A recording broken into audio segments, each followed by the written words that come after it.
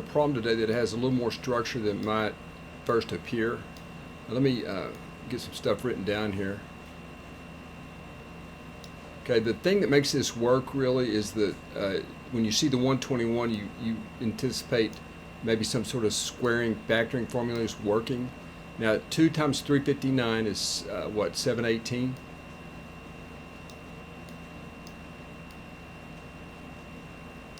Okay, times 740 plus 11 squared. Now I'll just write 121.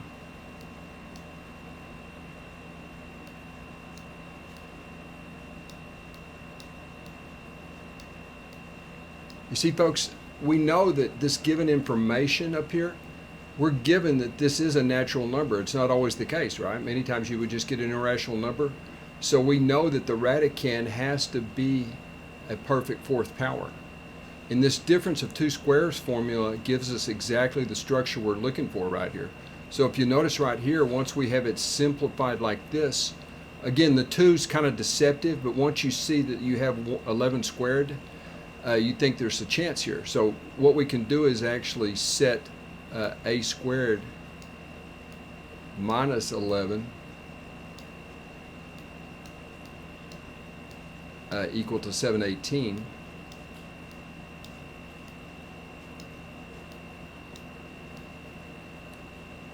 Okay, notice we can also, the second factor, 740, and notice they separate by 22, which is indicated by this difference of two squares result. So we can write down a squared plus 11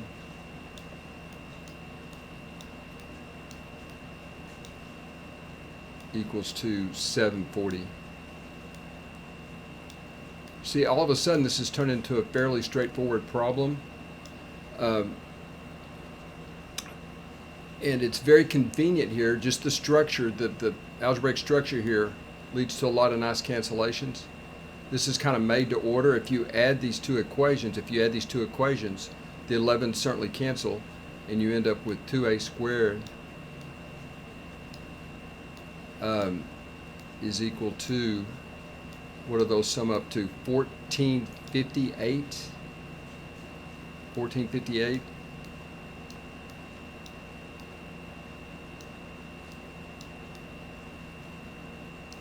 Okay, and then when you divide by 2, you'll get something you probably recognize. When you divide through by 2, you get a squared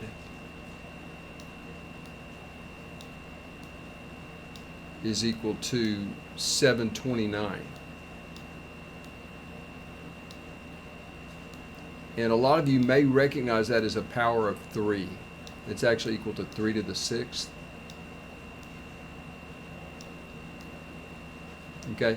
So you can see that when we take the square roots of both sides, you really don't even have to think of that. If a squared is equal to 3 to the 6th, then a is equal to 3 cubed by properties of exponents, right?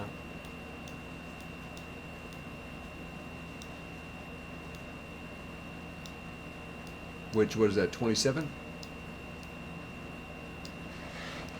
27 right there.